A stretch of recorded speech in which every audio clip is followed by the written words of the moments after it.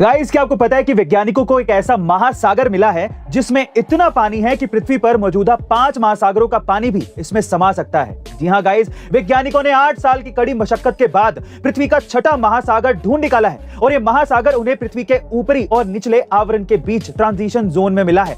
दरअसल वैज्ञानिकों की एक रिसर्च टीम साल 2014 में बोत्सवाना के एक दुर्लभ हीरे की खोज कर रही थी और तभी उन्हें पृथ्वी से 650 किलोमीटर नीचे पानी का भंडार दिख गया, जिसमें पहले तो उन वैज्ञानिकों को लगा कि यह सिर्फ सरफेस वाटर है, लेकिन जब इसकी गहराई की जांच पड़ताल की गई तो पता चला कि यह तो अथाह पानी से भरा हुआ विशाल महासागर है। बहरहाल वैज्ञानिकों का तो यह भी मानना है कि छठा महासागर भविष्य में धरती की गहराइयों में छिपे अनंत रहस्यों पर से पर्दा उठा सकता है और हमें ऐसे कई राज का पता लग सकता है जो शायद इंसानों की सोच से भी परे हो। वैसे गाइस, आपको क्या लगता है कि क्या राज छुपा होगा धरती के नीचे मिले इस रहस्यमयी महासागर में? कमेंट सेक्शन में जरूर लिखेगा। गाइस, अक्सर आपने मंदिरों में जाते हुए भक्तों को मंदिर के द्वार पर लगे घंटे को बजाते हुए देखा होगा, जो पौराणिक तौर पर भगवान का अभिवादन करने का एक तरीका भी माना जाता है। लेकिन क्या आपको इसके पीछे का साइंटिफिक रीजन पता है? नहीं ना? चलिए आज मैं आपको बताता हूं। दरअसल मंदिर का घंटा जिस मेटल से बना होता है उसमें फिक्स्ड प्रोपोर्शन में कॉपर, जिंक और निकल होते हैं, जिससे निकलने वाला साउंड फ्रीक्वेंसी 7 सेकंड तक एनवायरनमेंट में ट्रैवल करता है और हमारे राइट ब्रेन और लेफ्ट ब्रेन को एक साथ अलाइन करने में मदद करता है।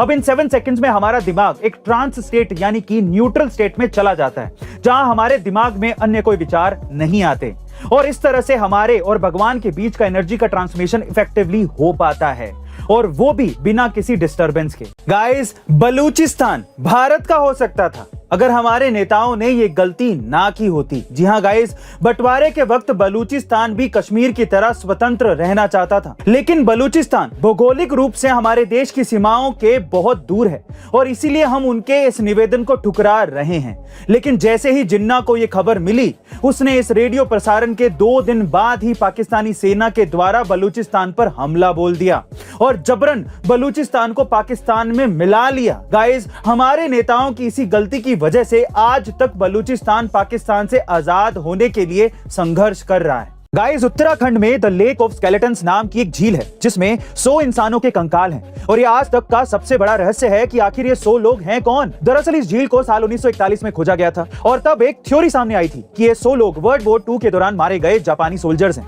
लेकिन इन्वेस्टिगेशन के बाद पता चला कि ये कंकाल तो 850 एडी के और इन कंकालों में सभी के सिर के पीछे एक जैसे क्रैक भी थे, जिससे यह अंदाजा लगाया जा सकता है कि उन्हें मारा गया था। और अब रिसेंटली यहाँ एक और बड़ी रहस्यमयी खोज हुई जिसमें यह पता लगा कि असल में ये 100 लोग 2 अलग ग्रुप के थे और उनकी आपस में लड़ाई हुई थी, जिसकी वजह से इनके सिर पर क्रैक के निशान हैं। लेकिन ये थ्योरी भी अब फेल होती दिख रही है, क्योंकि अगर इन दोनों ग्रुप्स के बीच में जंग हुई होती तो सिर्फ सिर पर ही चोट के निशान क्यों होते?